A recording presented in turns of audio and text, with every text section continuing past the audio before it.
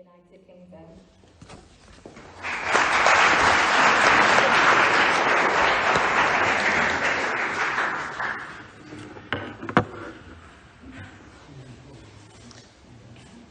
Friends,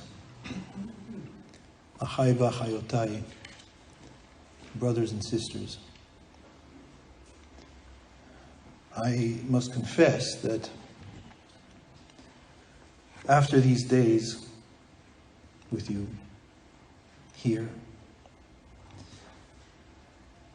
so much of my mind urges me to stay silent, to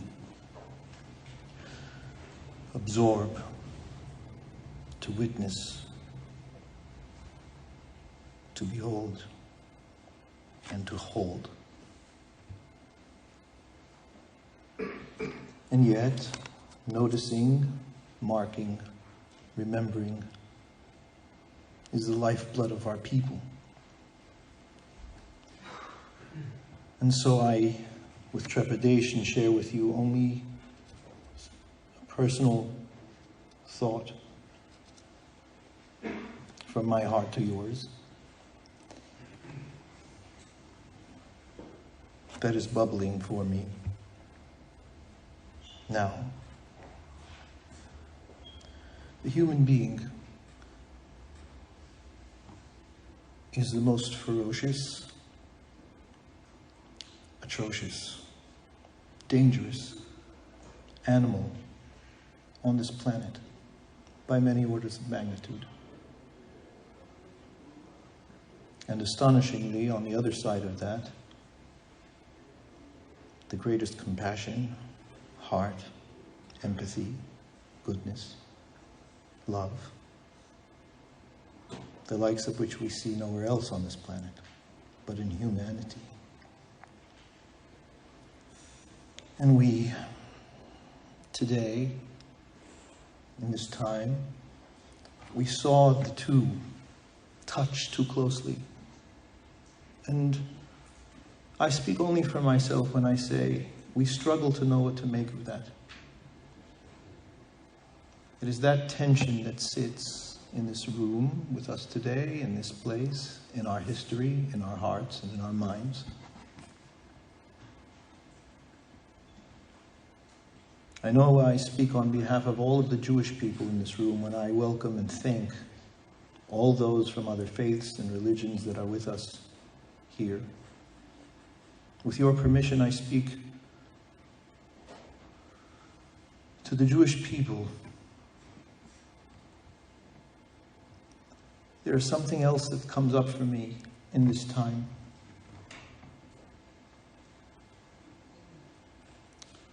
We, the Jewish people,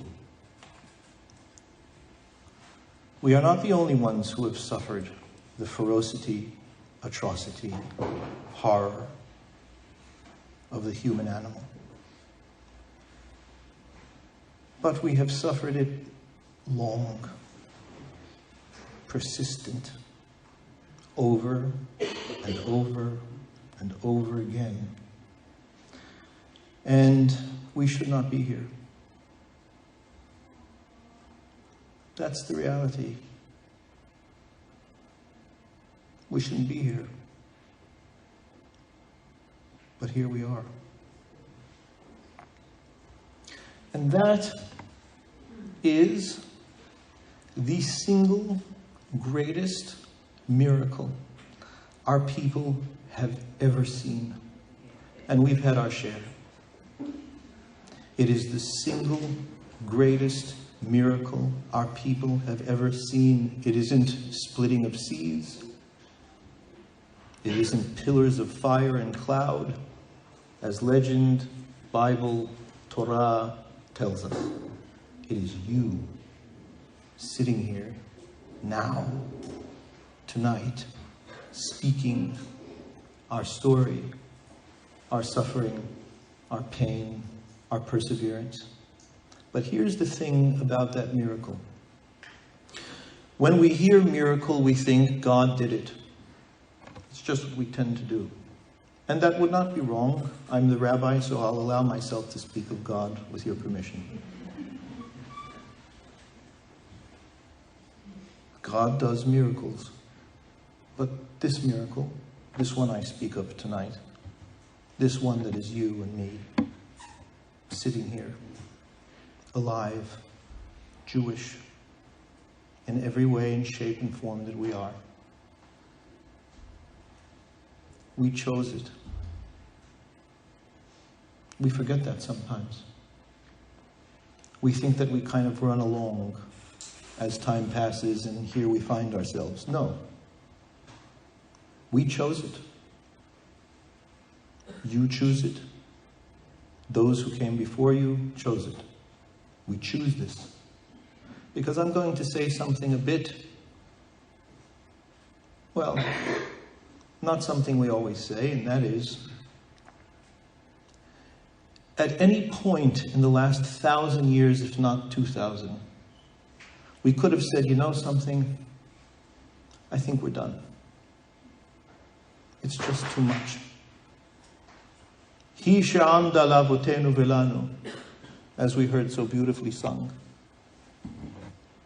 Every generation. We've gone through this world burned by the fires, tied with our hands behind our backs. We could have said, you know something, I think we're done. No more. This Jewish thing. And yet, we choose it. We choose it differently, in different ways, in different forms. And here is the last thing that I want to share, which, coming from today and the experiences, it comes to the forefront of my mind, and that is, to be Jewish, first and foremost, is not a philosophy, not an ideology, not even a religion. Those things are part of it. They are important parts. They are layers upon the core. They are layers, the philosophy, the religion, the ideology. They are layers upon the core. But at the core is one thing: the people. The people. The people of Israel. And that means that while we can argue, and Jews like to do that, it's in our blood, while we can argue and stand strong about what we think and what we hold and what we believe, one thing remains true. Once a Jew, always a Jew, whether you like it or not. And that is really remarkable when you think about it. That is in the axiom of Judaism, of Jewish thought. Once a Jew, always a Jew. You could know nothing about it. I'll prove it to you. This is a Jewish law that everybody in this room knows. You could know nothing about it. Not even have any awareness that Jewishness is part of you. And suddenly it's found to be that you come from a Jewish person. And you want to marry, per se, a Jewish person. We perform the ceremony. No other questions asked if it's what you know. And you could have somebody who isn't of Jewish descent, who knows everything. And they have to want to be part of the Jewish family. That's what we move for. The core of the Jewish people is in the people. And when we watch today these staggering casualties of our people,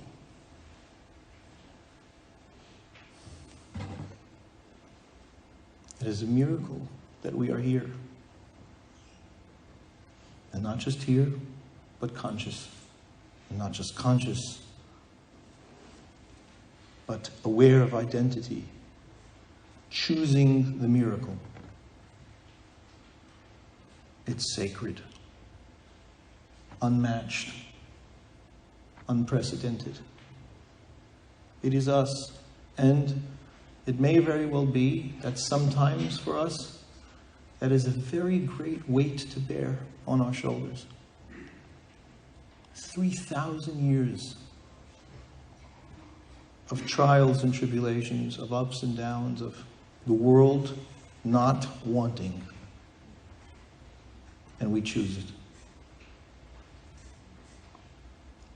And that is what we recognize, commemorate. And also, if I can allow myself to say, is we are not far from Yom HaAtzmaut, and we are not far from some of the greatest miracles we've seen in recent history. We also have an element of celebration that we can sit here and remember, that we can sit here and hold it. So for me, I will endeavor to hold it. And it is that Judaism, the Jewish people, it's in the people. So whatever disagreements I might have, whatever questions there may be in my mind about the other members of our family, and that's what we are at the end of the day, a family. And that's not, a borrowed term or a figurative term. We are a family. A big, diverse, opinionated family. But we are a family. And while we might disagree with our family, and dare I say, sometimes not even like, each one is precious. Precious. And that has to be at the base of everything that we are and everything that we do as Jewish people. Each one is precious. And if we hold that, if we train ourselves, if we remind ourselves that we are all we've got, we have friends, we have supporters, but we're in this all together, and that we choose it. We can argue with love. We can differ with preciousness. And that makes a difference. Today, we don't notice this all the time either, but today there are more Jews that are interacting with each other, seeing each other, and discovering each other than the last 2,000 years. What do I mean by that? I'll give you an example. My family, and this is for another time because it's another side of the question, but my family is Syrian. Come from Aleppo. There's no Aleppo anymore, but we come from Aleppo. And do you know that it was absolutely restricted and an absolute no-no for Jews from Aleppo to marry Jews from Damascus? Do you have your version of this? Preposterous. But it was serious. Not to mention to marry an Ashkenazi. Couldn't marry Damascus Jews. And do you know what's happening today? Our grandchildren, our children, our grandchildren, they don't know from this anymore. It's fading. As it should. And the reason it's fading is because we are no longer living in our respective silos. We've been forced to come together. What's a grandchild of Aleppo Jews doing in Poland? Well, I'm part of the family, as we all are. And that must be at the core. I'm so honored to have the privilege of participating, of hearing the testimony of our survivors. Bless you. I'm honored, and I thank you, Scott, and all of the organizers for giving us the opportunity to experience this. And I'm honored to share this with all of you. All of us witnesses now. All of us bearing the testimony. May we continue to see the family thrive.